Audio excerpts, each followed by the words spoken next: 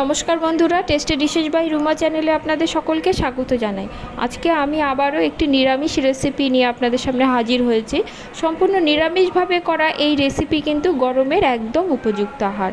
শসা আলু দিয়ে পনিরের বড়ার ঝোল করার জন্য আমি শসা এবং আলু নিয়েছি।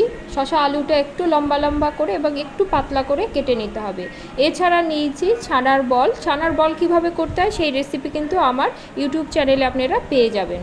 এবার একটি কড়া বসিয়ে দেব, তাতে দিয়ে দেব তেজপাতা, ফোড়নে দেব গোটা জিরে। ফোড়ন থেকে সুন্দর গন্ধ বেরোলে লম্বা করে কেটে রাখা আলুগুলো দিয়ে দেব। আলুটা দিয়ে কিন্তু একটু ভাজতে হবে। আলুটা ভাজতে ভাজতে যখন আলুটার কালার একটু পাল্টে যাবে তখন আমি এর মধ্যে দিয়ে দেব শসা। শসাটা দিয়ে কিন্তু আরও মিনিট তিনেকের মতো ভেজে নেব। মিনিট তিনেক ভেজে নিয়ে আমি এর মধ্যে এবার দিয়ে দেব স্বাদ অনুসারে নুন আর দেব হলুদ।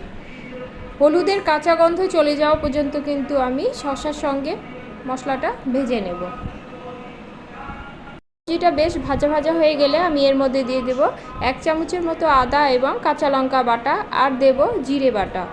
নিরামিষ তরকারিতে বিশেষ করে গরমের রান্নাতে কিন্তু কাঁচা লঙ্কা ব্যবহার করলে খেতেও ভালো লাগে এবং গরমের জন্য কিন্তু খুবই উপকারী। অল্প জল দেব, জল দিয়ে মশলাটা বেশ কিছুক্ষণ কষিয়ে নেব।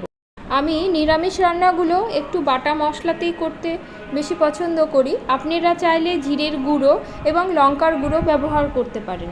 মশলাটা দিয়ে কিন্তু সবজিটা ভালো মতো কষানো হয়ে গেছে। আমি এবার এতে জল দেব। জলের পরিমাণটা একটু বেশি দেব। এই ঝোলটা পাতলাই ভালো লাগে, যতটা পাতলা হবে ততটাই কিন্তু খেতে ভালো হয়।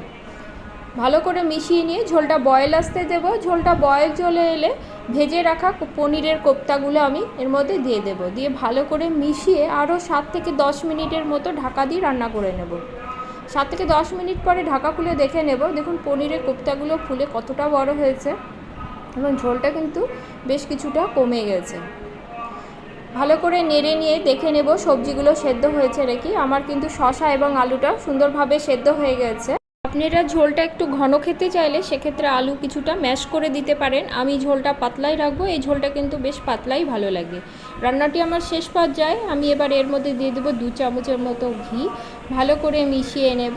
মিশিয়ে নিয়ে আরও 1 মিনিটের মতো লো ফ্লেমে রেখে দেব।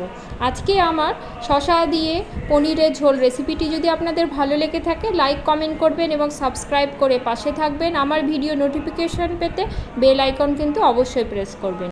লেবু সহযোগে এই ঝোল খেতে কিন্তু দুর্দান্ত লাগে। জগন্নাথের প্রসাদ হিসাবেও কিন্তু আপনারা এই ঝোল নিবেদন করতে পারবেন। আজ তাহলে এই পর্যন্তই। দেখা হবে পরের কোনো রেসিপি নিয়ে। সকলে খুব ভালো থাকবেন। ধন্যবাদ সকলকে।